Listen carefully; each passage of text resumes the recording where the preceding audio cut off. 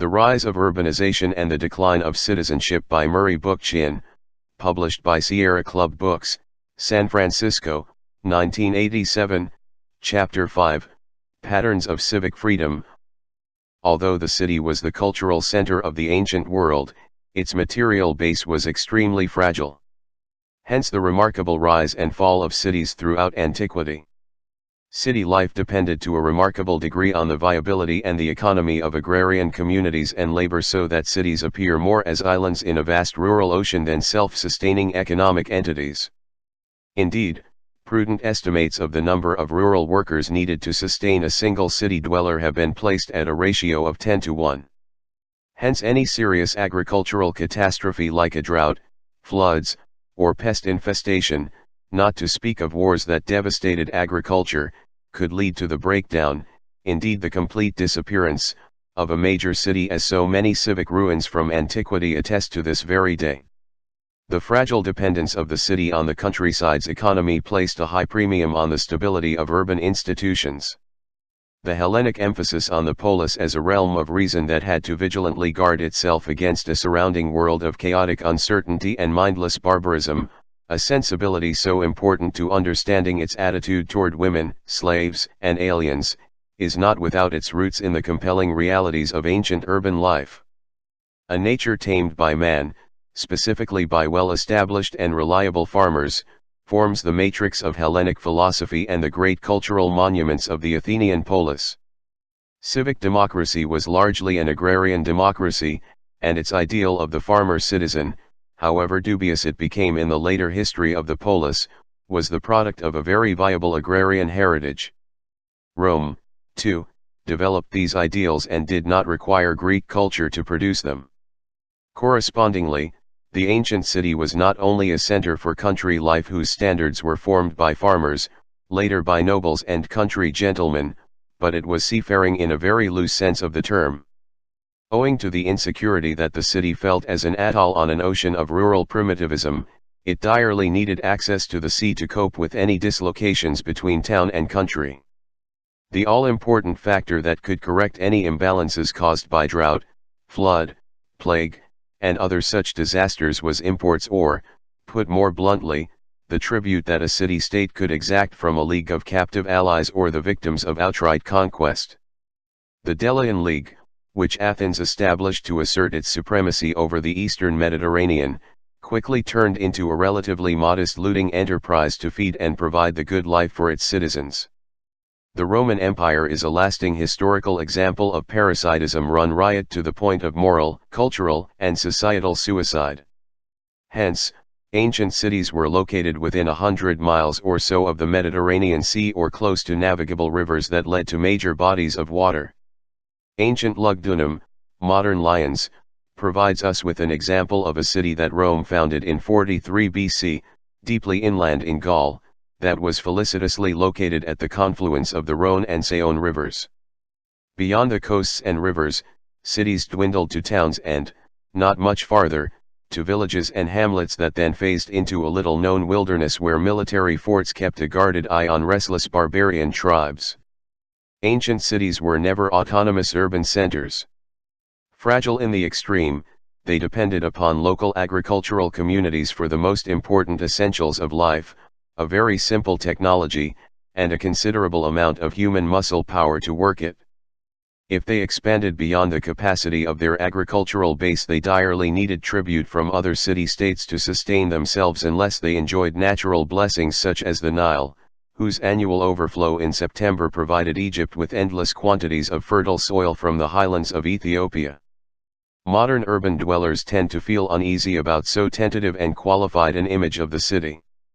We like to think of cities as eternal and urban cultural life as free of rural social influences. We are willing to grant that cities do change with architectural innovations, technology, and societal advances, but that basically they are immune to the ravages of time and the vicissitudes of history. The tombs of buried cities in Anatolia, Mesopotamia, North Africa, and the ruins of Central America and Mexico are grim reminders that cities can die forever without successors to overlay them, indeed that historically they have been terribly vulnerable to social and ecological changes. Nor do we like to think that cities have any significant roots in agrarian societies, indeed that they did not always dominate the countryside in the all-encompassing sense that they do today. The enormous power modern cities exercise over rural life, not only economically and technologically but culturally, seems to be a historic destiny in our eyes that is structured into citification or civilization from its very origins, a telos that predestines urban life to achieve lasting supremacy over all other lifeways. The great urban belts that sprawl across the land, ugly as they may be, appear to us as the culmination, perhaps the fulfillment, of a drama in which early temple cities or Greek polis were merely archetypal characters in a larger and more sweeping civic story that reaches its climax in what we call modernity and all its cityfied amenities.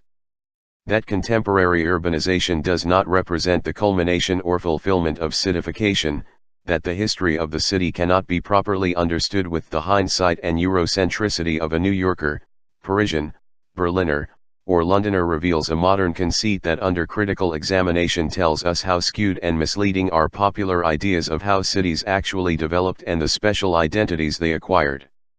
This conceit, to be sure, is not entirely modern. Ancient empires such as the Babylonian and Persian built cities to last and earnestly believed in their immortality.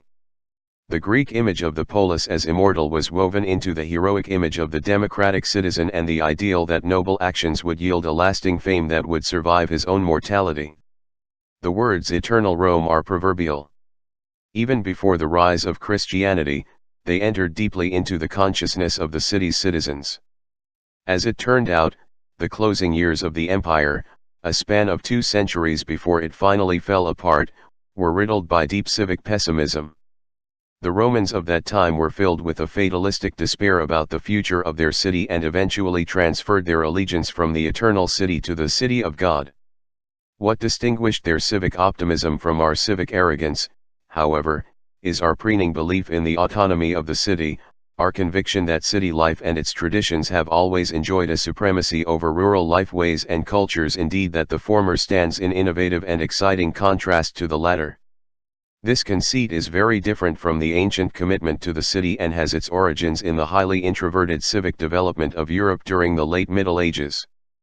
Judging from the comedies of antiquity, Greeks and Romans had their country bumpkins who were the naive foils for city slickers. But the ancients never doubted that these bumpkins were their country cousins in a very real cultural and material sense. The ancestral farm, if an urban citizen owned one, or the family village where the bones of his ancestors lay, was a place to which he repaired from the demands and stresses of city living. It was there that he found his roots and from there that he carried his household deities into the very confines of the city. It was from the country, too, that he acquired his bread, cheese, figs, and precious olives so characteristic of Mediterranean fare, for no doubt existed in his mind that, all its cultural amenities aside, the city was materially dependent upon the immediate countryside and the farmers who trundled its produce into his squares. His political life, such as it was after the decline of the polis, had a distinct rural imprint. It centered around assemblies even in Rome and other cities outside Latium, on such councils of elders as the Senate, and, in republican times, on a citizen militia, all of which were institutions formed by early village and town democracies. It is in this sense, by no means a strictly exploitative one, that we can agree with Chester G. Starr's observation that nearly all ancient cities "controlled a wide expanse of countryside, which extended in more recently urbanized areas as far as 50 miles or more from the city walls. They thus resembled an American or English county more than our purely urban units of government." Commerce and industry might have some significance within this complex but did not need to do so, for its unity rested primarily on administrative, agricultural, and psychological bonds. End quote. A brisk walk of an hour or so could bring a Roman within clear sight of farmland and within 2 or 3 additional hours to villages that seemed largely untouched by urban culture. That the ancient city also carried enormous political weight in Mediterranean life and was a source of considerable ferment, indeed, potentially, of serious rebellions against its imperial sovereigns, is a fact that never left the minds of the Roman emperors. Not that the peasantry was totally passive and free of strong resentments, not only toward the imperial city but also its own urban centers. Attica's party of the plain, as historians call it, enviously regarded the Athenian town dweller as a parasite and periodically aligned itself against him, hence Cleisthenes' shrewd admixture of urban with rural treatise to neutralize these conflicts.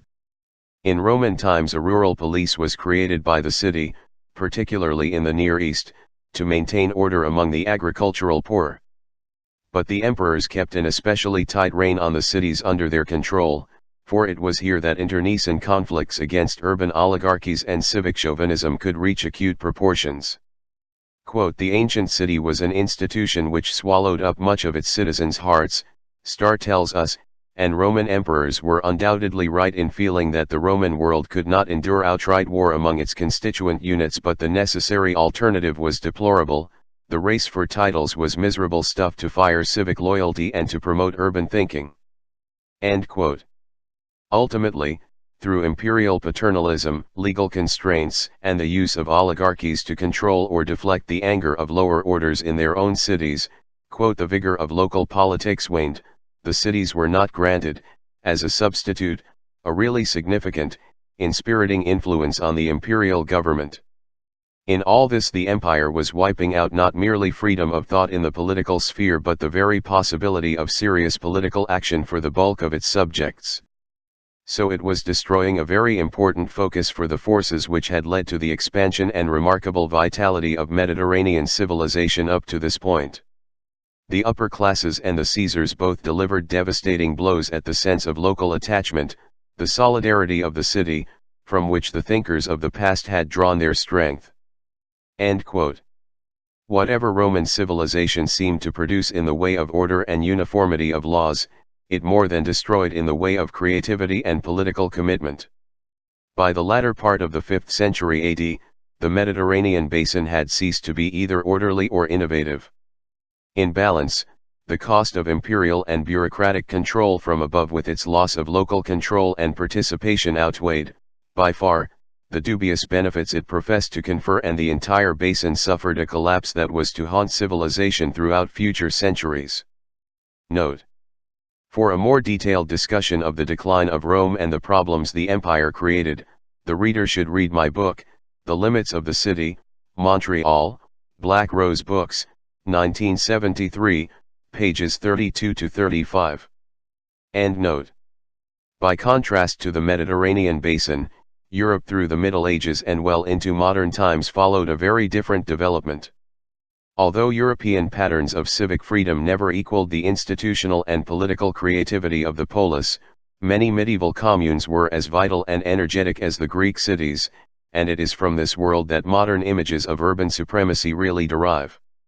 From the 13th century onward, particularly in Italy and the lowlands of modern Belgium and Holland, city-states began to emerge that were structured around uniquely urban tasks, artisan-oriented, financial, commercial, and industrial, that slowly loosened urban life from its traditional agrarian matrix and provided the town with an authentic civic life and momentum of its own. Which is not to say that medieval towns and cities ceased to be dependent upon their rural environs for food and raw materials. But as time passed, in different parts of Western Europe, it was to be the city that gradually remade the countryside in its own image and entangled the landed nobility in its own economic and political concerns. And ultimately it was to be the city that imposed its techniques, economic relationships, culture, and values on agrarian communities. Traditional agrarian attitudes did not place a high premium on artisans, merchants, and financiers. These were not orders that were respected in ancient society.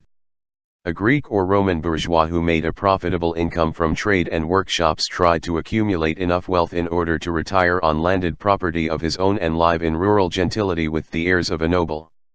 Capital migrated from town to country, not the reverse. The medieval world radically altered this movement. For the first time on a large scale, urban entrepreneurs began to view their vocations as honorable and invest their earnings from generation to generation in their own enterprises. As family fortunes increased, they remained in the city and were not invested into estates. Quite to the contrary, it was the Italian and Flemish noble who often moved to town and began to enchant his own fortunes by involving himself in industry, trade, and foreign promise. The merchant prince of the Middle Ages was not simply a euphemism for men of ignoble lineages who managed to acquire princely fortunes from trade.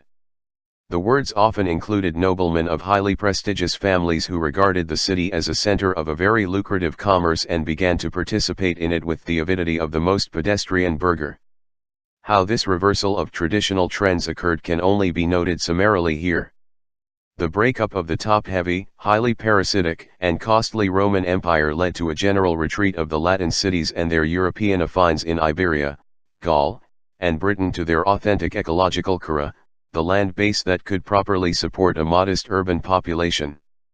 As sources of tribute began to break away from the empire and its provinces were assailed by repeated invasions of semi-tribal German, Slav, and Magyar peoples, the fragile ancient city dwindled to little more than a village scale, at least in Western Europe where urban life had a very limited land base and abutted the vast forest that still covered most of the continent. Rome's population alone declined from its high point of 1 million to less than 50,000 in the Dark Ages that followed and never fully recovered demographically through the medieval period, despite its enormous importance as the center of Western Christianity. Already, as early as the 3rd century, the European provinces such as Iberia, Gaul, and Britain began to detach themselves from the empire in everything but name and move toward a localist economy that produced only for their own particular needs. As John Mundy and Peter Reisenberg point out, the foundations for a decentralized medieval society were not created by German invaders, the barbarians at the gates who sounded the death knell of a terminally ill empire. They were established by Rome itself when the late Caesars, faced with a completely unwieldy imperial structure, set each order in Roman society adrift with the necessary duties, privileges, and special jurisdictions it needed, to implement its work. Each group, in effect, was obliged to make its own law in order to survive. Quote. Moreover, the old classical conception of liberty was replaced by something less grand but more socially exact. Guildsmen, or collegiati, were privileged, for example, even to the equestrian grade. But privilege depended upon obligatory service. This perception of an admixture of liberty and servitude pervaded late Roman and much of medieval social thought. End quote. The veering of the former Roman provinces toward a highly localist society, one in which each component was internally held together by an elaborate hierarchy of clearly defined rights and duties, laid the foundations for European feudalism. Autarky, now based on hierarchy, surfaced with a vengeance in the form of minutely segmented and self-sufficient communities, all supported by agriculture and a rude form of manorial artisanship. Cities that were once the islands in a rural world largely disappeared while the rural society seemed to solidify into minute congeries of simple manners, each surrounded by small dependent villages. The serfs who peopled these villages were not attached permanently to the land. Both manor and village, in turn, seemed to be haunted by the nearby debris of ruined cities, some partly occupied, which were testimony to an exotic world clouded by legends of past greatness and the misty traditions of imperial power. Within this setting, we do not have to go too far to understand the origins of the Arthurian legends of Britain and the dreams of grandeur that clustered around the name of Charlemagne. These ruins came to life very slowly, often as the building materials of churches, modest villas, and town halls. The medieval towns and the few cities that we find in the 11th century after the great tides of barbarian invaders and the fractured empires of Charlemagne receded into history were very unusual phenomena. Although they were never independent materially, there is a very real sense in which they were to become quite autonomous economically, to an extent, in fact, that was quite rare in the ancient city. To begin with, they were not simply religious or administrative centers as were so many of their classical predecessors, although such centers were fairly common in medieval Europe. What is significant about them is that they were largely structured around the tasks that most markedly distinguish the city from the agrarian village: crafts, trade, a nascent form of mechanized industry, and a culture, moral, artistic, architectural, and even religious, that is peculiar to such a cityfied constellation of activities. No longer was non-agricultural work demeaning, nor for that matter was work generally, as ultimately became the case during the imperial period of Rome and the old Mediterranean slavocracy. Quite to the contrary, non-agricultural work was to be celebrated over all other forms as authentic evidence of civilization, so that, etymologically speaking, the word now came into its own. The artisan and tradesman, normally metics whom the ancient city dweller viewed with condescension as the urban counterparts of the rural primitives, the view that the imperial age created toward its once idealized yeomanry, now found themselves the center of a new concept of urbanity, indeed, the city's most prized and productive member.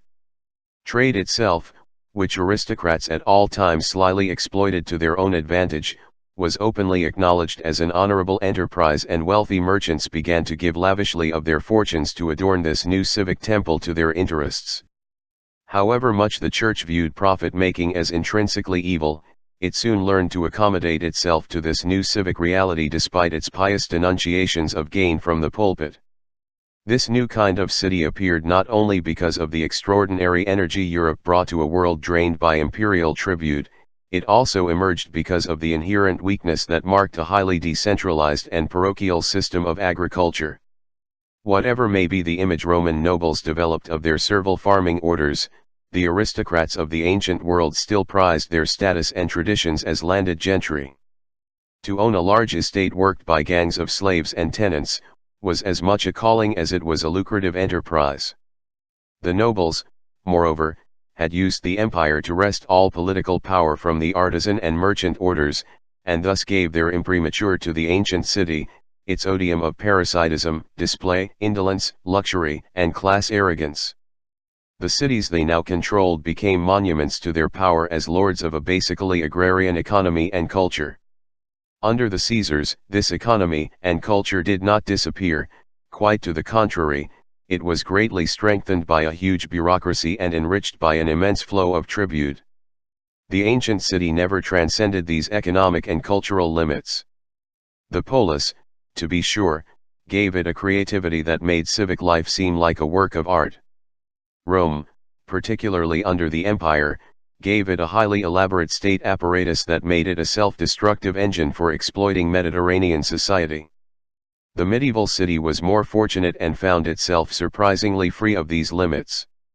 Agrarian society in the Middle Ages was much too fragmented to establish lasting obstacles to urban development, and its culture was much too introverted to challenge the new civilization nurtured by the towns. The famous medieval maxim, "Urban air makes for freedom," could be said to include freedom of thought and an openness to innovation as well as personal and political liberty. Like a calculating observer who can patiently stand by while his opponents exhaust themselves in mutual combat, the medieval towns played for time and waited for the temporal lords to drain their strength in the ceaseless rivalries that marked the era. When the local nobles were weak enough or drained of their wealth, the cities stepped in to assert their own autonomy, either by buying their freedom or by force of arms, and ultimately were to assert their supremacy over the countryside. This drama, to be sure, did not unfold with the elegant consistency we often expect from a good story. Many cities and towns failed to gain their freedom for generations, despite bitter struggles with their territorial lords. And when they did so, their liberties were often fragile and highly vulnerable to internal as well as external challenges. In retrospect, however, we can see a fairly distinct pattern of civic freedom emerge, not only from territorial lords but also structurally, within the medieval civitas itself. The Italian city-states, in particular, provide the dramatis personae and almost exemplary plotlines for an overall story of European civic development. Not that other cities, Flemish, German, French, and Swiss, are not good examples in their own right, or, in some cases, more lasting patterns of civic freedom. But what Lauro Martinez calls the power and imagination of the Italian city-states is so vibrant, so artistically creative and institutionally stimulating, that one senses a degree of organicity and roundedness rarely matched for that period by other European regions. And if we rise above the national chauvinism that afflicted medievalists of the recent past, it would be hard to disagree with Mundy that the distinction between the Northern European and Italian town drawn by Belgium's great historian, Henri Piron, a distinction that so greatly biased a whole generation of medieval scholars toward the northern city-states, seems to have no basis in fact, at least through the ages of urban renewal up to the 12th century, a time when urban freedom reached its peak internally. We also know that the movement for civic freedom really began in Italy and only later did it move up to Flanders, northern France, and southern Germany. Thereafter it became a contagion in the cities of Western and Central Europe. To discuss so mixed and uneven a development in civic freedom, we would be obliged to leap almost dervishly from one region to another to uncover the underlying sequence of events that makes medieval urban development reasonably intelligible. If most of this account focuses on the Italian experience, it is because the peninsula city-states encapsulate in a clearly definable area the basic cycle that marked the rise and decline of civic democracy in Europe as a whole. Indeed, it was in Italy that the city-state of the High Middle Ages was to come into its own, and it is from the rich accounts of that civic world, its extraordinary art and architecture, its changing political relationships, and its cycle of birth, maturation, and decay, that the European municipality was to play out its most authentic internal development and lead, almost unerringly, to the urban drama that is unfolding before our eyes today. The origins of these city-states need not concern us. After at least a millennium of urban development, from the legendary founding of Rome in 753 BC to the last of the emperors in 476 AD, probably no area in ancient Europe was more cityfied than Italy, and few municipalities exhibited more staying power than those that the German invaders engulfed as they rolled over the peninsula. Thus, Italian cities never really disappeared. However much they declined demographically, they recovered fairly early and by the 10th century began to grow with exceptional verve and energy. Nor need we trouble ourselves too much about the factors that led to this recovery. So far as the northern Mediterranean was concerned, the Saracen flood tide that swept over the basin began to recede by the 11th century. Even Sicily was reclaimed for Christianity by 1091, after 2 centuries of Muslim occupation. By this time, a lively trade existed between Italian and Arab merchants until the Mediterranean between the 12th and 14th centuries was largely controlled by the Italian city-states lake from 1150 to 1350. These city-states were soon the major entrepot agents that brought Christian and Muslim into commercial contact with each other, and the economic foundations for a flourishing municipal life were securely established. The locale of the Italian city-state, or comuna to use its medieval Latin name, covered most of the northern and central areas of the peninsula and embraced the great Renaissance cities of Florence, Venice, Verona, Pisa, Siena, and Cremona, to cite only a few, and those great political nodal points of Italy's history, Milan, Genoa, and Bologna. It is not the Renaissance that will concern us here, except insofar as the Dominican fra Savonarola represented a popular reaction to the aristocratic and simoniacal world that fostered it, and it is not the Comuna as a city republic, words so easily interchangeable with city-state, that will be our main focus of interest. What is insufficiently known about the Italian Commune is the extent to which it became a stage for a working democracy and its actors a new expression for an active citizenry. Dazzling as its cultural treasures and adventurous as its stories may be, we must put aside the pure glamour of the Commune and examine those brief periods when it seemed more like a polis than a republic. Democracy clearly emerged in the early Italian cities, not only representative forms of governance and oligarchies of various kinds, only to submerge and then reappear again for a short time in richly articulated forms. Its principal institution took the form of a popular assembly, and we hear of it almost from the inception of the Commune itself. The Italian Commune, it should be clear, was not simply a community or even a town in the customary civic sense of the term, although it was this as well. It was above all an association of burghers who were solemnly united by an oath or conjuratio. The conjuratio, in contrast to the formation of a community by mere force of circumstances and events, turned what we might simply designate as a town into a vibrant fraternity. Although motivated by shared practical concerns, the burghers who took this oath were presumably forswearing their personal self-interest on behalf of a common one, a conscious act of mutual fealty not to a local noble, cleric, military chieftain, or distant monarch. Despite its strongly religious terms, it was an act of citizenship, unique in an age of religious congregations, that pledged members of the commune to respect each other's civic rights and extend them untampered to newcomers and future generations. The conjuratio, in fact, did considerably more. It committed the citizens of the commune to orderly and broadly consensual ways of governing themselves with a decent respect for individual liberty and a pledge to their mutual defense. The stormy conflicts between the monarchs of the Holy Roman Empire and their Italian vassals, and more disruptively between local bishops, nobles, and military captains over landed domains and control over the cities, were resolved by a delineable and, at times, a logical course of urban development to which the conjuratio forms a point of ethical entry. Once the cities replaced arbitrary rule with some kind of elective rule, coordinates emerged for gauging its political evolution. Men then swore to aid and defend each other, to pledge their prestige and bring their personal jurisdictions to the service of a shared community, and to respectfully invest the chosen heads of this civic association with executive and judicial powers. A consulate, composed of all the consuls in formal assembly, constituted the highest executive and judicial magistracy of this remarkable association.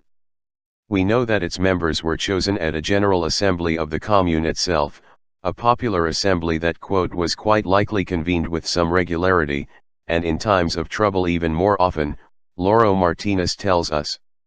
Here the views of leading men were heard and important decisions taken, usually by acclamation. End quote. We know, too, that this General Assembly of all the members of the commune was the oldest communal institution of these Italian cities, and further, that the consuls usually sounded out the General Assembly before they made any major decisions about such issues as war and peace, taxes, and laws. What is so vexing is that we know so little about this revival of a highly democratic, face-to-face form of political control and of the citizens who created it. Whether age endowed it with the legitimacy of an unbroken tradition back to ancient times, we do not know, only that it was the oldest of the commune's structures.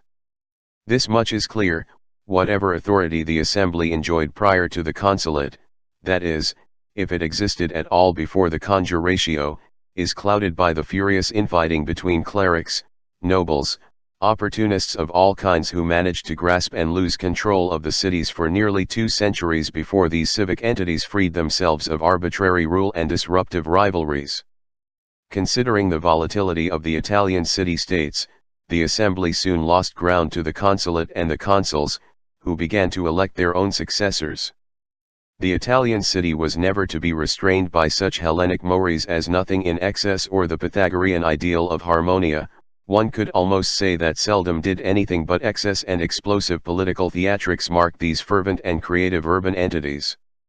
In any case, civic leadership fell into the hands of large, wealthy families who were to establish the parameters of civic politics for centuries to come, even after they were temporarily removed from power or replaced by newcomers from within or outside the city. The assembly, in turn, never totally disappeared. It lingered on in a highly atrophied form and haunted the oligarchs and despots who usurped its powers. We know that in Bergamo, for example, as elsewhere, outgoing consuls were obliged to hold elections for new ones in popular assemblies, although the nomination of candidates was the privilege of only a few.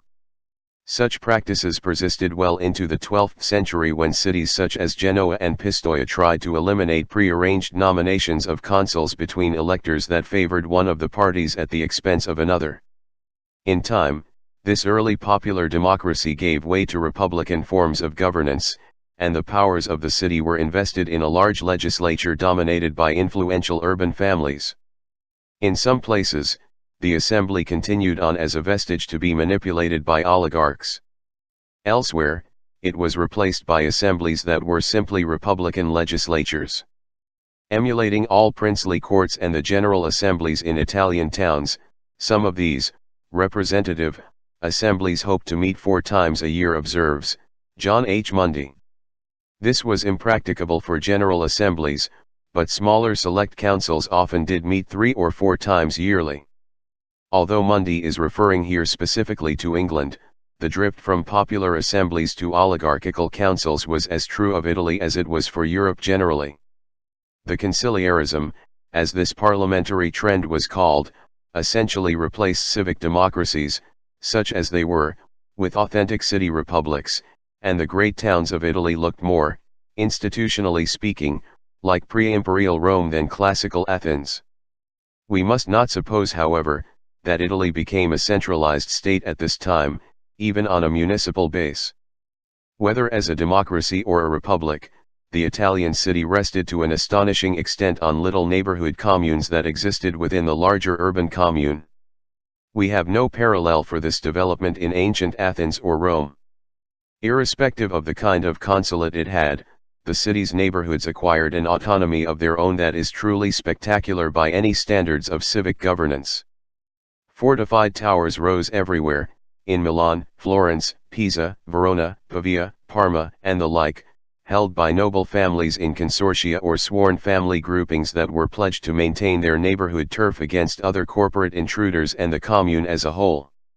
Oaths were sworn everywhere in the tradition of the conjuratio, but so localist in their commitments that we can only describe a commune as a loose confederation of neighborhood communes, indeed, a confederation of neighborhoods within the commune.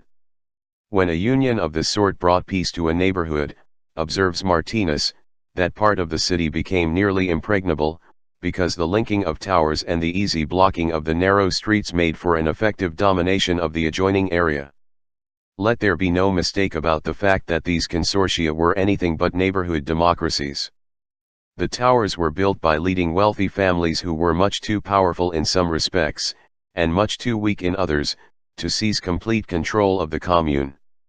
They were highly localist oligarchies that kept Italian cities in continual turmoil until they were supplanted by despotic signori, family dynasties ruled by one man who replaced a multitude of oligarchies, often to be unseated again and his sons restored in reckless shifts of aristocratic and military power. Italian civic history is not notable for any even or linear development from democracy through republican systems to oligarchy, monarchy, and despotism. All 5 of these institutional forms bubbled up in an unpredictable assortment of patterns, predominantly as one at certain times or in combination with each other on many other occasions. Ultimately, the Renaissance cities settled down as oligarchies and princely courts where an electrifying but aristocratic humanism gave us the priceless artistic treasures of that era. But the consortia created bad and lasting habits that fostered a highly democratic atmosphere at the base of city life. It produced neighborhood loyalty and citizen empowerment with a vengeance. Quote, propertied urban inhabitants were attached tenaciously not merely to a city but to a street, a parish, an ambience, to a radius of perhaps 150 meters, declares Martinus. And though a citizen might frequent an estate in the country, he lived in the city and there, if fortunate, he died. More likely than not, he married someone from that vicinage, and all his main blood ties, as well as his closest friendships, were there. The character of the neighborhood could be so distinctive, could leave so deep an imprint on its inhabitants, as to make for different linguistic expressions and even for different intonations or accents. Dante detected neighborhood differences in speech at Bologna. End quote. Note. This is a feature that existed even in New York during the 1930s, which I distinctly recall as a young man. This great city, at one time an agglomeration of 1,000 ethnically unique neighborhoods, seemed to have been stopped in time, for a generation or two, and created much the same degree of neighborhood loyalties and distinctive accents. I have encountered such differences in New Orleans today, although they are rapidly disappearing. The emergence of civic variety, loyalty, and cultural diversity even in modern American cities is an important theme to which we shall return later in this book, and the consequences of its loss will be fully explored as a consequence of contemporary urbanization. End note. These loyalties gave the commune a political vitality it never fully lost until recent times.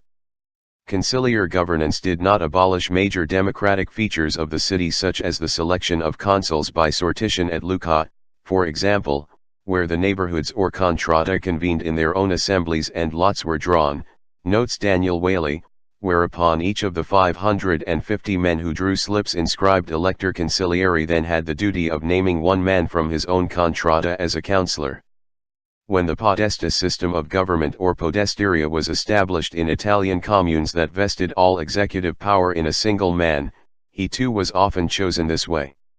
In Vicenza during the mid-13th century, 20 city electors were chosen by lot, and of these 12 were eliminated by voting. The 8 remaining electors then proposed 3 names, from which the final choice was made by a further vote of the council. The councils, in turn, often required a quorum of 2/3 to arrive at a decision, and in some cities councillors were fined for failing to attend. Nor is it unusual to learn that a majority of 2/3 was needed to make major decisions, at which time even larger quorums and majorities as high as 10/11 or 16/17 were required, proportions that could almost be regarded as consensual. The podestiria, for all its majesty and seeming absolutism, was by no means the authoritarian ogre it initially appears to be. A podesta was not selected from any members of the community. He had to be an outsider who could distance himself from the internecine familial and factional conflicts that often brought the city to the brink of chaos, hence too the elaborate electoral system that was meant to buffer the influence of particularly powerful groups. Nor could he come from a neighboring commune, which obviously was privy to the city's infighting.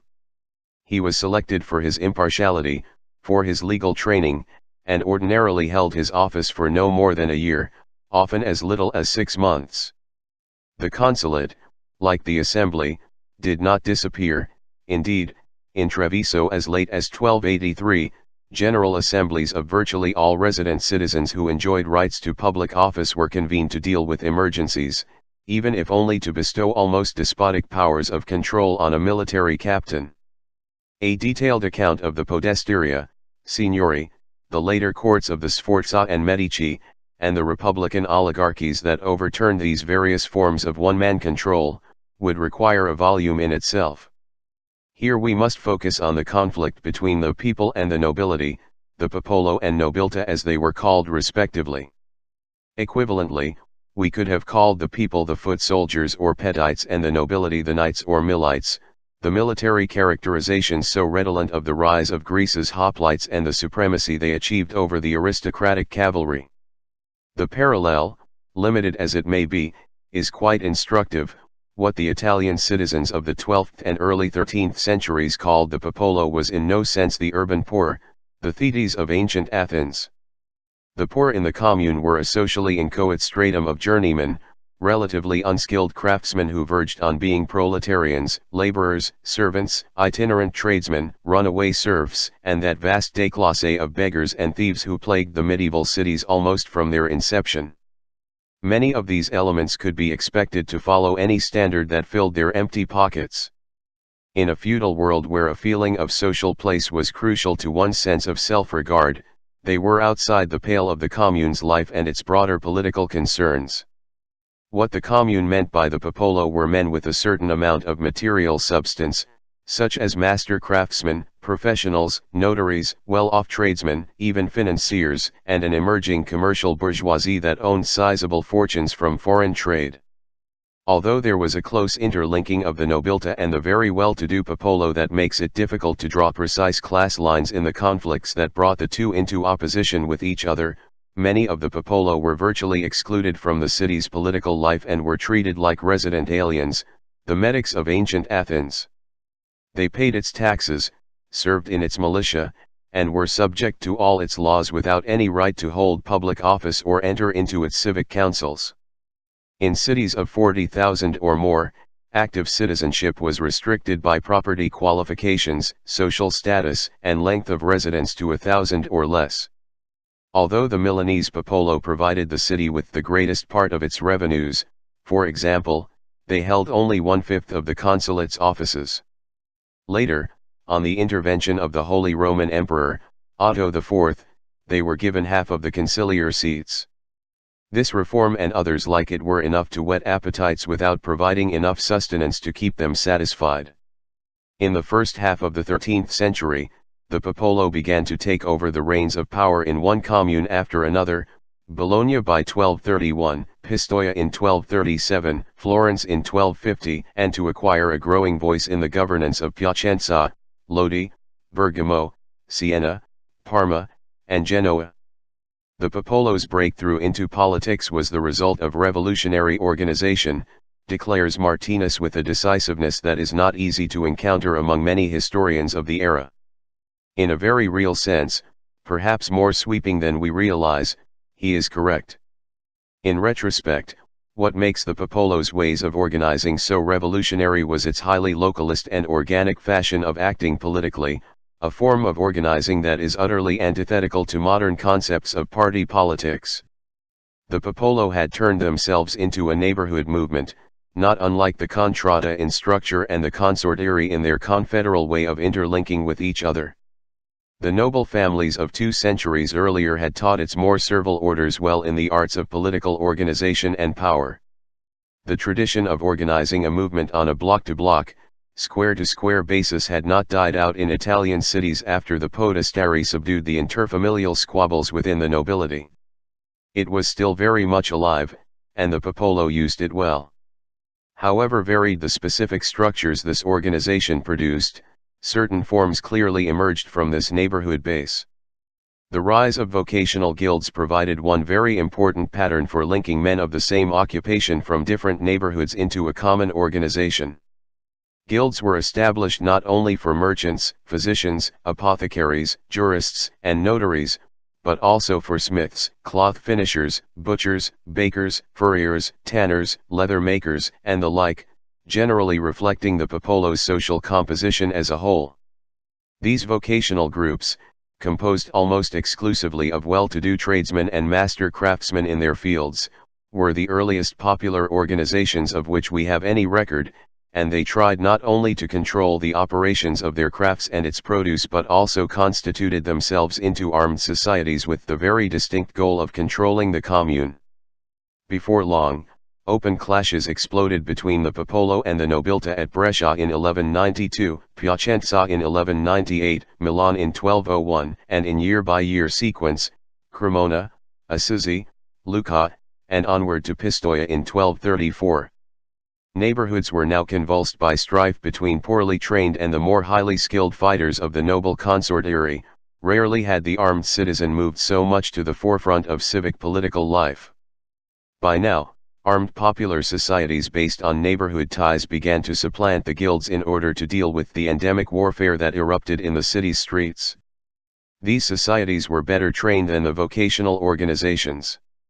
More closely cemented by their ties as neighbors, they had a better knowledge of the quarters in which they functioned and they could muster their forces more rapidly and on shorter notice as emergencies arose. If Bologna can be taken as an example of the enhanced ways of dealing with the nobiltà, it demonstrated the need for the armed neighborhood societies to extend beyond the guild framework into a more cohesive, area-oriented, well-synchronized, and highly cooperative form of military organization. By the middle of the 12th century, the city could boast of 24 armed neighborhood companies in comparison to Florence's 20 and still smaller numbers elsewhere. Moreover, the Bolognese societies were consolidated across adjacent urban parishes into what looked very much like a city-wide militia. The popolo, to be sure, had not created the idea of a neighborhood militia out of thin air. Such companies of men living in the same parts of the city had been the backbone of the communal military system for years. What the popolo did, however, was to change the militia's function from a mere civic guard, designed exclusively to defend the commune from external enemies, into a politically insurrectionary force designed to change the commune's internal structure and power relationships. Florence's armed societies can be taken as a general example of the structure that the popolo established in the popular communes of Italy after their victory over the nobiltà. The 20 neighborhood companies it had created earlier now became the commune's exclusive fighting force, absorbing the remains of the old one where it could. In districts where the popolo was weak, a larger number of militia units were assigned to guard its interests. The rest were equally distributed throughout the city. Each company adopted its own banner and insignia: a dragon, a whip, a serpent, a bull, a bounding horse, a lion, even a ladder, were emblazoned on individual shields and helmets, Martinus notes. Rigorous requirements required guildsmen to keep their arms near at hand, above all in troubled times. The call to arms for the 20 companies was the ringing of a special bell, posted near the main public square. A standard bearer, flanked by 4 lieutenants, was in command of each company. These men were elected by a council of 24 members of the company and served 1 year. The captain of the people was the commander of the 20 companies. Being an outsider, he was expected to stand above the temptations of local partisanship. His oath of office obliged him to call the companies to action whenever there was a threat to the popolo. The popolo had no trouble finding only the most committed and reliable men for its armed companies. The success of this was seen in moments of crisis, when the ardor of the companies won many victories for the popolo, a fact that was not lost on Machiavelli some 2 centuries later when he voiced his compelling argument for a citizen militia as opposed to the use of mercenaries in the prince. Once it came to power, the popolo did not completely eliminate the podestal constitution. A large council of the people was formed to counterbalance the power of the old communal legislature, and a powerful council of elders functioned as the commune's executive. The captain of the people was elevated to a status that, for all practical purposes, matched that of the podesta, and he was fully regaled with a court system that paralleled that of the podestal one. The popolo, in effect, had structured a dual power into the older constitution, matching the communal council with a popular one, the podesta with the militia chieftain, and courts of both men as counterweights to each other. Overarching this entire structure was the popular militia itself, which could easily intervene in the popolo's interests if its interests were in any way threatened. If this was a democracy, it was one of merchants, notaries, professionals, and master craftsmen, not of journeymen, weavers, dyers, and laborers who formed the only proletariat the 13th century world knew. By the same token, however, it was not a democracy of blooded idlers and aristocratic bullies.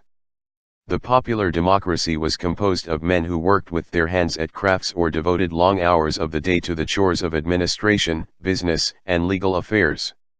Whether they were wealthy entrepreneurs or men of modest means, they saw themselves as self-made individuals, not the heirs of family wealth and unearned status. They believed, with good reason, that they lived highly productive, sober, and socially useful lives and were far more capable than the nobles of bearing serious responsibilities on their shoulders. They were no one's clients and no one's masters, except where they trained their own successors in the skills of their crafts. Although the new manufacturers who operated with hired labor could hardly make this last claim for themselves, they were far from constituting a majority of the typical Italian popolo. Italy in the 13th century was not an industrial society with modern capitalists and workers. It was a largely artisan and highly paternalistic world, and the men who fathered its workshops as well as its families were not disposed to grant the least modicum of power to anyone who was a subordinate. These men knew only too well that, without them, the commune would quickly atrophy and disappear, but without the nobles and, to a considerable extent, their own subordinates, it could survive and ultimately flourish. For limits of space, it is impossible to explore the vast cultural impact the popular commune had on its age, be it the painting of Giotto, the sensual realism of Boccaccio, the shift of literature from Latin to the vernacular, the laicization of education, the huge increase in popular literacy, or a political tradition that trounced any attempt at institutionalized despotism. For all his aristocratic inclinations, Dante was a Popolani, no less than the chronicler Giovanni Villani, whose history of Florence is one of the best to be written of his era. The popular commune created new men who breathed a fresher urban air than any of their medieval contemporaries, one relatively free of superstition, turgid scholasticism, and social status. Above all, it produced a new kind of citizen who, with his weapons by his side and craft tools in his hands, felt boldly empowered and politically confident. Alert to any threat to his liberties, he was prepared to fight for his rights with the same energy with which he fashioned his produce. This alertness extended beyond a defensive stance against an aggressive nobility into a militant interest in public affairs and a readiness to occupy public responsibility. Not since Hellenic times did men of relatively modest means feel so close an identification between their own interests and those of the city in which they lived. Deeply individuated, indeed animated by a vivacious love of public debate and political discussion, such as Italians are to this very day, this new citizen seemed all the more motivated to shape his city's destiny as well as his own. The ancient civitas as an association of active citizens had been reborn, and its spirit was to live in its citizen body long after its institutions were to atrophy and pass into history. That the popular commune did not last as long as the Athenian polis is no mere quirk of ill fortune. Like the Roman Republic, its problems could not be resolved by replacing a small oligarchy with a bigger one. The popular commune was not a leveler of social orders and economic classes. Quite to the contrary, it gave a new impetus to trade, the accumulation of wealth, and increasing economic and political differentiation, setting the popolo grosso or fat people against the popolo magro or thin people. In time, the commune developed a siege mentality, fearful of the popolo magro within its walls and the nobiltas who were slowly gathering their forces outside them. To live with one's weapons by one side with an ear open to the requests of a buyer and another to the peals of an alarm bell is not conducive to trade and is exhausting to the spirit of a nascent bourgeois. After a few generations, and the time span varied from city to city, seigneurial rule began to overtake republican virtue. The process was as insidious then as it is today. Popular assemblies began to vote increased emergency powers to their podesta and captain, the same men were repeatedly confirmed in executive office, and their tenure was extended from 1 year to 5, from 5 to 10, and ultimately to lifetime office. Soon the leader's son supplanted his father after death and dynasties began to turn elective offices into mere charades. However much they lingered unceremoniously in form, the republics began to die in fact, and the Italian cities, unevenly and with trepidation, entered the age of the Signory. That the Republican era never ceased to haunt the Italian mind is attested to by sporadic attempts to revive it. The most notable, to be sure, were Cola di Rienzi's assumption of power as the tribune of a new Roman Republic in the mid-14th century and Fra Savonarola's theocratic republic in Florence toward the end of the 15th. Rienzi, however, had his eyes focused more on a unified Italy than an emancipated Rome, a project that was woefully advanced for its time, and Savonarola turned Florence into a hysterical battleground for an apocalyptic battle between Christ and Satan. If Rienzi was too early for the 14th century, Savonarola was too late for the 15th. Both men challenged entrenched attitudes that stood as insuperable obstacles to their projects. Rienzi, a predominantly feudal sensibility, Savonarola, a vivacious Renaissance sensibility that increasingly made his monkish mentality an anachronism. And both men went down in tragic defeat, Rienzi as a hero of Italian nationalism, Savonarola as a fanatic of Italian medievalism. There can be no doubt that all of Europe watched the career of the Italian city-state with keen interest and borrowed heavily from its pioneering civicism. If Europe had any capital during the High Middle Ages, it was Papal Rome, also an Italian city-state. Pilgrims and invaders, kings and beggars, knights and merchant, adventurers, all crisscrossed the peninsula for reasons of their own, and Italian merchants were to be seen everywhere, at fairs in France, city gates in Germany, on London's docks, and in Flemish city squares. Hence, if civic freedom needed a stimulus it could not generate on its own, the Italian city-state was a ubiquitous presence that could provide one. In any case and in almost every way, the cities of Western Europe went through all the phases that the Italian cities had pioneered and added certain adornments of their own. Generally, European towns north of the Alps lagged behind the Italians by a half-century or so, and at some point in time they branched off from this shared development into institutional stagnation. Various kinds of republican structures can be found at one time or another in almost every town of Europe, often preceded by consulates and followed by oligarchies with a wide variety of names. Elective systems of governance, which Roman traditions inspired in Italy, were reinforced north of the Alps by German tribal traditions. Not until well into the High Middle Ages did hereditary kingships come into fashion. Until then, monarchs were elected to the throne, and by no means did they occupy it with complete regal confidence. Moreover, they were surrounded by councils that spawned the parliamentary structures of later times, essentially oligarchic in character but in some measure reflective of the aristocratic, clerical, and commoner estates that made up the sovereign's realm. As in Italy, the word people was defined in a highly restricted manner. Quote, "Note that there is a difference between the people, populace, and plebs, which is the same as that between an animal and a man, or between a genus and a species," declared a 13th century canonist in the Aristotelian language of the day. "For nobles and non-nobles collected together constitute the populace, the plebs is where there are no senators or men of consular dignity."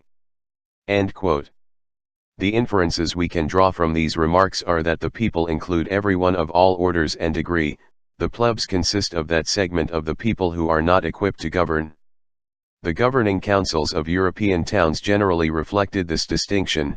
An urban patriciate monopolized most of the civic offices. Rich merchants took over Bruges in the mid-13th century, Rouen in the late 12th, Fribourg, which established a lifetime consulate, in 1218, and many large cities of Germany such as Cologne. The conciliar system and the early assemblies were reworked into oligarchies. Needless to say, there were also exceptions. At Nîmes, the constitution provided for the election of 5 consuls from the whole people of the city or its larger part, typically indirectly, such as existed in the Italian city-states.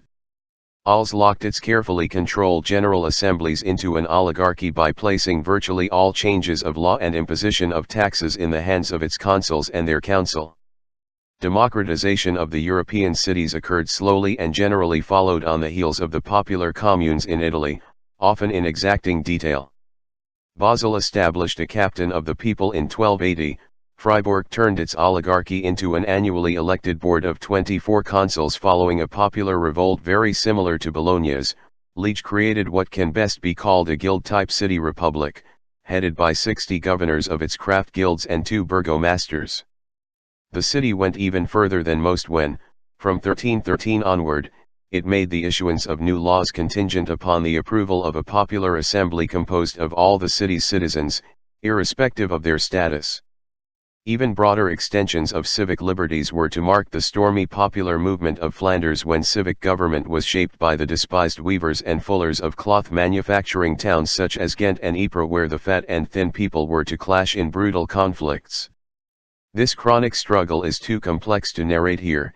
It involved not only battles between well-to-do oligarchies and virtual proletarians who manufactured wool products as mere hired help, but also the intervention of the Count of Flanders, Guy de Dampierre, and the French monarch, Philip the Fair. Patriotism intermingled with class conflicts to a point where democratic demands were repeatedly diluted by the hatred of the Flemish people toward France. As a result, lowly artisans and their lordly masters fought side by side when they were not fighting face to face. Ultimately, the thin people, organized into lesser guilds, triumphed over their patriciates, and established a civic structure that gave adequate representation to the weavers, fullers, and guildsmen of low degree in a tripartite magistracy that excluded all or most of the patricians. What the European communes could not resist was the steady rise of the nation-state, indeed one that the rich merchants favored to restrain their unruly local barons who interfered with the free movement of trade, and their unruly laboring classes who posed a continual threat to civic oligarchies. Perhaps the earliest harbinger of this new drift toward territorial centralism occurred when the Flemish communes, led by Philip van Artevelde, the son of the great champion of Flemish liberty, Jacques van Artevelde, were thoroughly routed by Count Louis in the Battle of Rosebeek in 1382. Quote, "Henceforth, Flanders was to give up the dream of government by a league of independent towns and submit to the ever more and more centralized rule of powerful territorial lords, whose model was naturally the aggressive monarchy of France," concludes Ephraim Emerton in his wistful account of this tragic history. At the death of Count Louis in 1383 the county passed by inheritance to his son-in-law, Philip the Bold of Burgundy, the first in the line of princes through whom the Low Countries were drawn into the politics of France, the Empire, and Spain. The cities, still great and powerful, enjoying very wide privileges, were to be only incidents in the larger relations of the country. End quote. Emerton's closing remarks on the struggle of Flemish towns for civic freedom and autonomy might well seem like a touching epitaph for the Commune as the nation-state began to emerge. Not only did it survive as little more than a haunting dream in Flanders, but also in Italy, where the triumph of the Signory by the 15th century was virtually completed. Savonarola's brief restoration of a Florentine republic in the closing years of that century reads more like a parody of the city's glorious republican past than an authentic revival. It would seem that Daniel Whaley's verdict on the nature of Italian civic republicanism could be applied to European communes as a whole. Quote, the existence of republican forms of government in the Italian city-states was intensely precarious, Whaley writes in an assessment that can only be regarded as an understatement. These institutions were so constantly under pressure or even in full crisis that there is little reason to be puzzled at their failure to survive in most of the cities. End quote. Internal factionalism, which often reached insurrectionary proportions, quote, suffices on its own to explain why, in most cities, the regime of a single individual was able to secure acceptance before the end of the 14th century. Clearly the occasional survival of republicanism as an exception needs more explaining than do the triumphs of the Signory. Republicanism in decline is seen as a puzzling historical problem only if the republic is regarded as the body politic in health, the tyranny, signoria, as a pathological form. End quote. Perhaps, as Whaley seems to suggest, we should reverse the judgment modern liberal historians have of what constitutes the health and pathology of a body politic. But it is fair to ask, as I have throughout this book, whether any kind of politics, much less one that can be embodied in an active citizenry, is possible under a tyranny or, for that matter, a representative democracy, republic. Whaley seems to surrender the need for an ethical judgment of the commune, of the conjuratio's radical implications and its sense of promise, if he asks us to surrender to the facts of the historical record rather than cherish the possibilities civic freedom holds for a humanity that has yet to fulfill its unfinished potentialities for a rational way of life.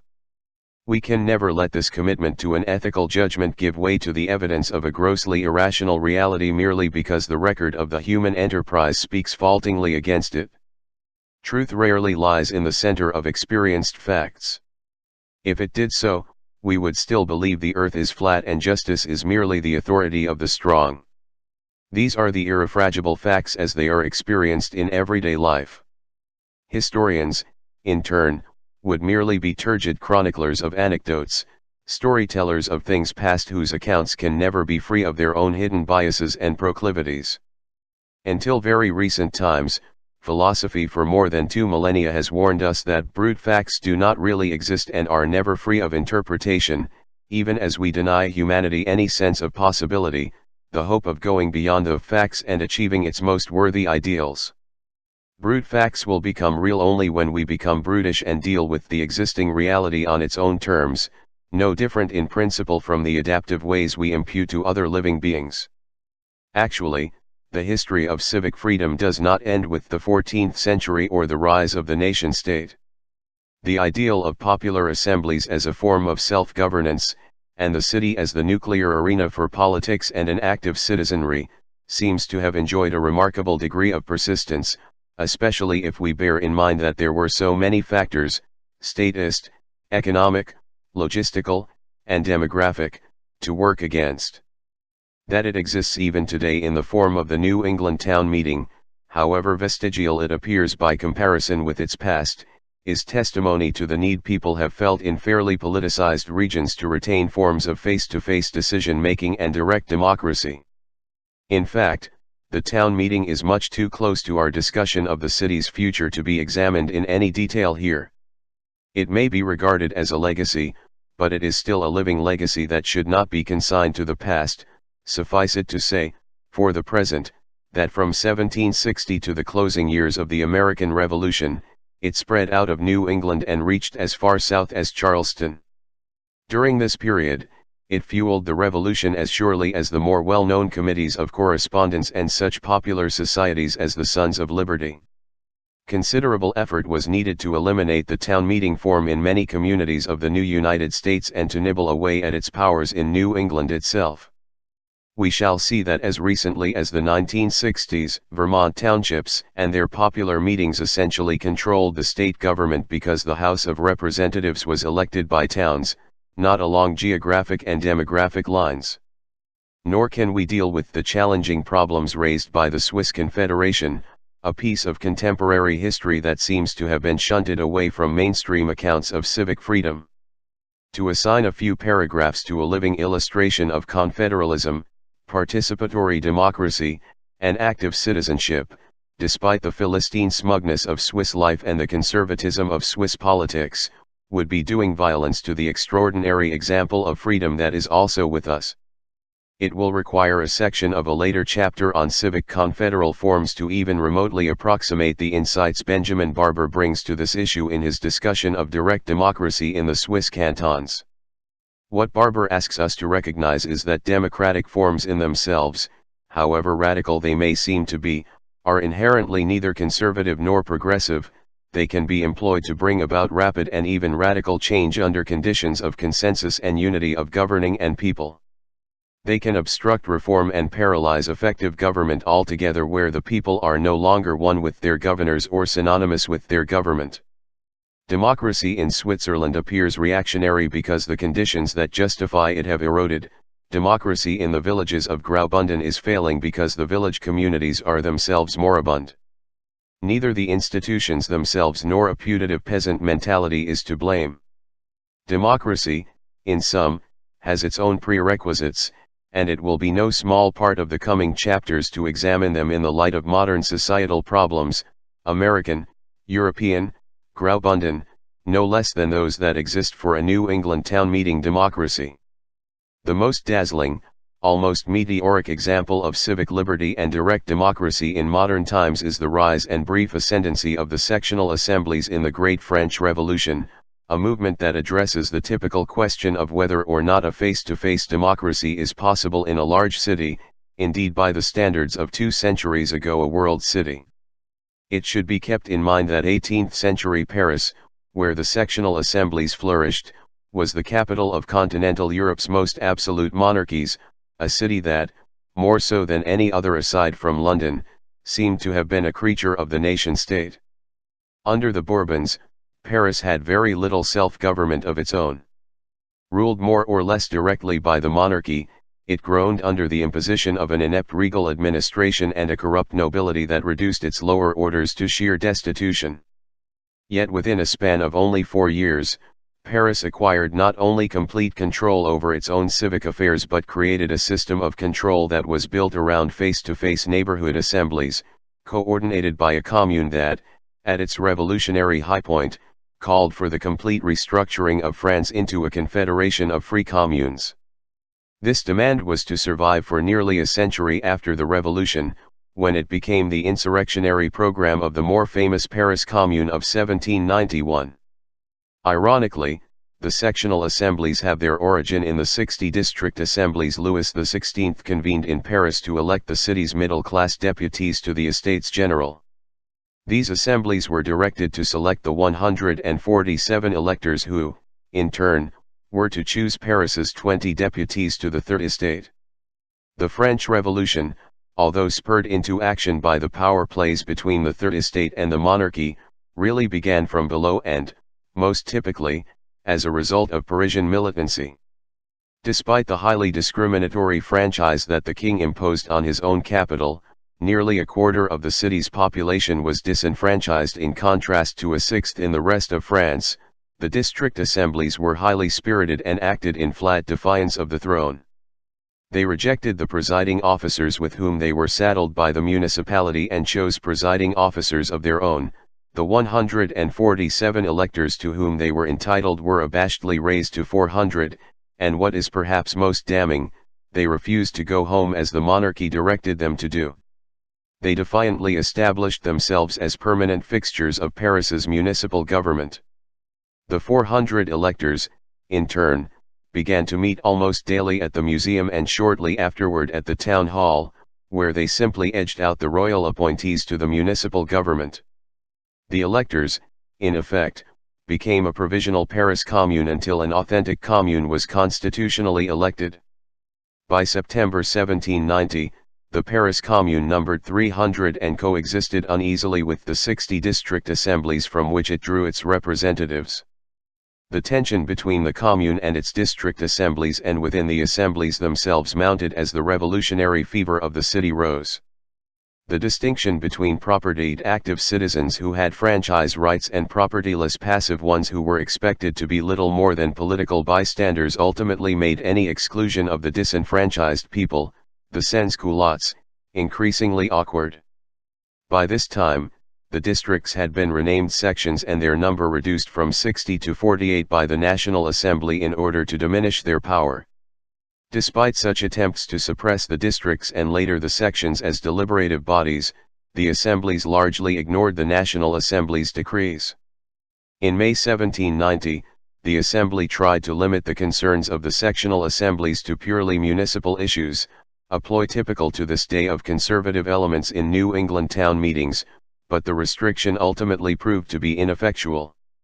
With the outbreak of war, the revolution moved markedly leftward. In July 1792, the Théâtre Français section decreed the elimination of all distinctions between active and passive citizens, a decree that was quickly adopted by all the 48 sections of Paris. The sectional assemblies were now thrown open to all the underprivileged orders of Paris, the laboring classes, relatively unskilled artisans, carpenters, construction workers, nascent proletarians of the textile and luxury goods workshops, and the like. A year later, on Danton's request, the newly elected Revolutionary Convention that replaced the National Assembly decreed that poor citizens could receive a stipend of 40 sous for attending sectional assemblies, which were reduced to 2 a week, presumably so that the sans-culottes could attend them with reasonable regularity.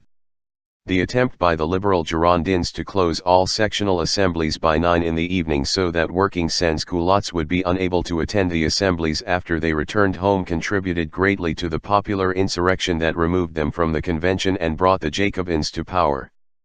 Although the details of how these local assemblies functioned leaves much to be desired, partly because the minutes of the sections were lost in the flames of the Paris Commune of 1871, partly, too, because their history has yet to be written by historians sympathetic to their decentralistic outlook, we know enough to describe them in broad terms.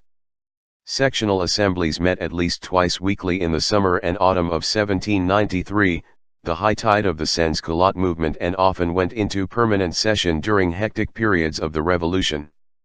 Attendance fluctuated widely from 100 or less when the agenda was routine to overflowing halls, usually in state-commandeered churches and chapels, when serious issues confronted the revolutionary people.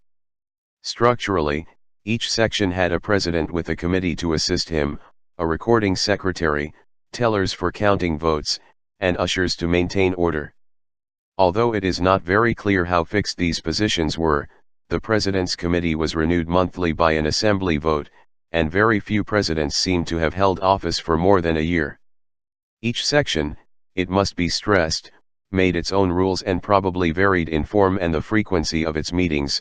A multitude of revolutionary commissars and committees surfaced from these assemblies and dealt with a large number of important economic, political, and military problems. We have only to enumerate the names of the sectional committees to gain some idea of the functions this neighborhood democracy undertook. Aside from its Assembly General of the local citizen body, each section's most important function, that of police, was entrusted to a commissaire de police, aided by 16 commissaires de section. To meet the needs of local administration, the sections formed almost as many committees as a modern American town or city.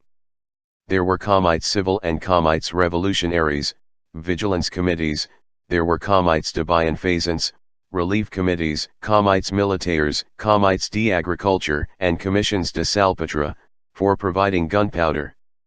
Each section had its own revolutionary court system and justices of the peace, as well as special committees to organize work for the unemployed, ateliers de charite, or 10th day festivities, fêtes décadaires, or open-air suppers for the poor, banquets populaires.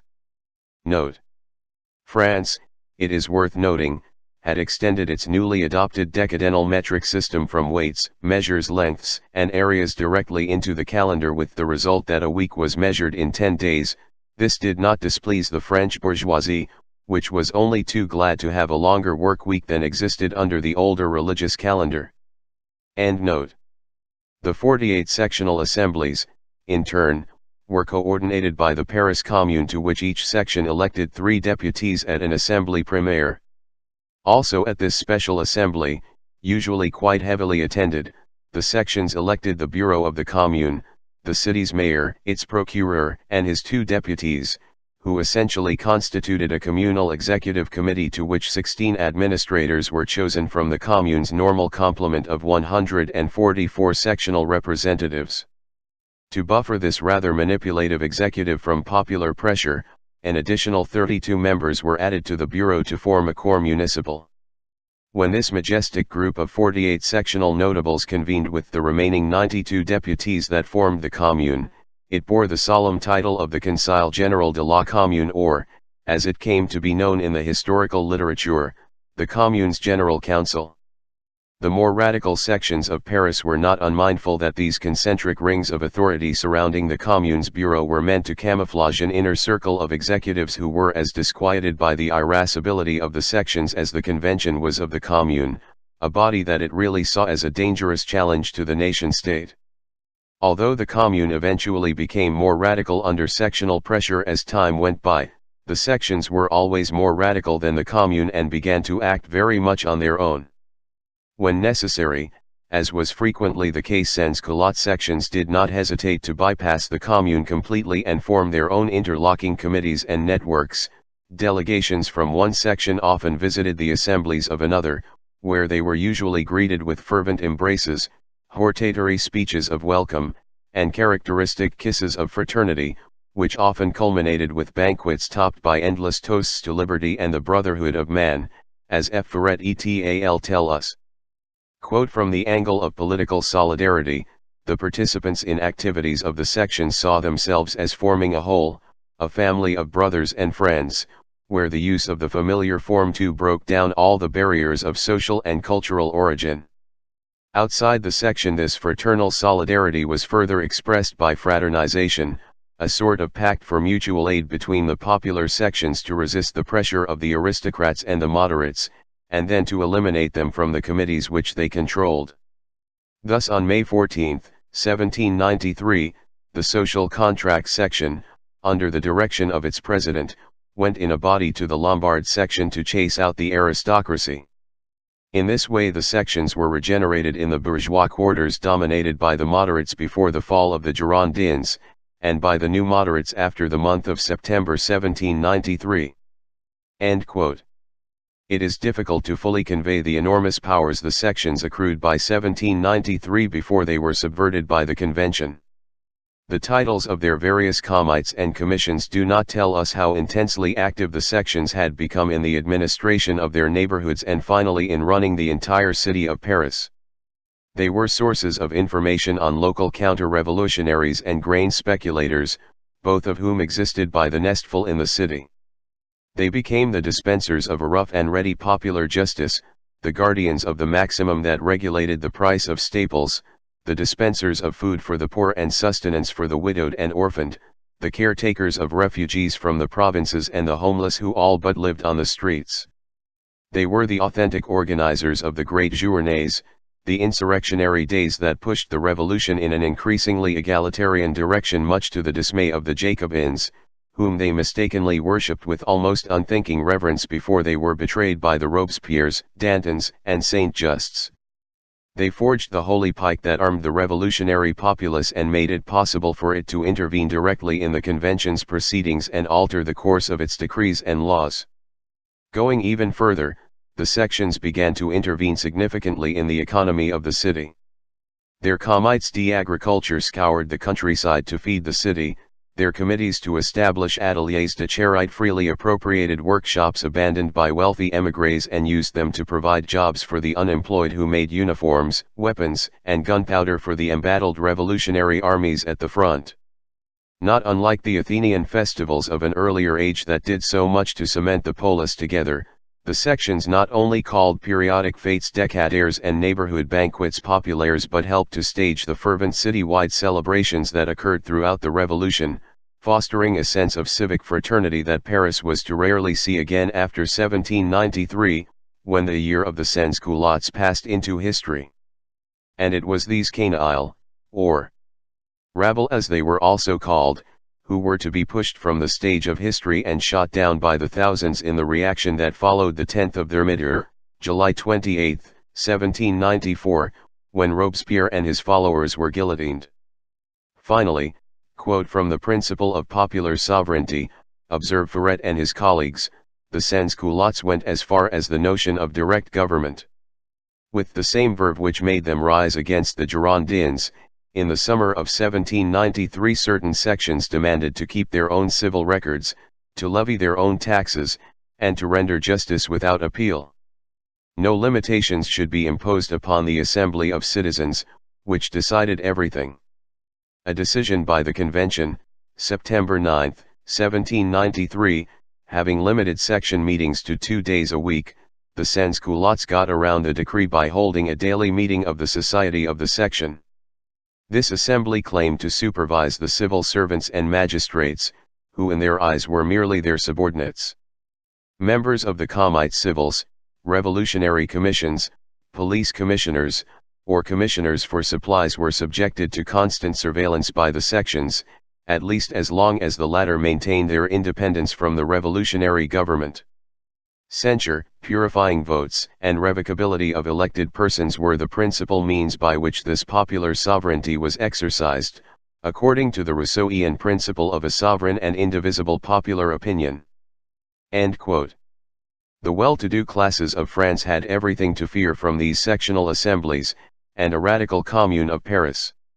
Although it was highly unlikely that the largely bourgeois districts of 1789 ever envisioned a France governed by a completely popular direct democracy, the rise and growing influence of the sectional assemblies clearly evoked images of a confederal France structured around sections similar to the Parisian in all the cities and towns of the country, a nationwide commune of communes.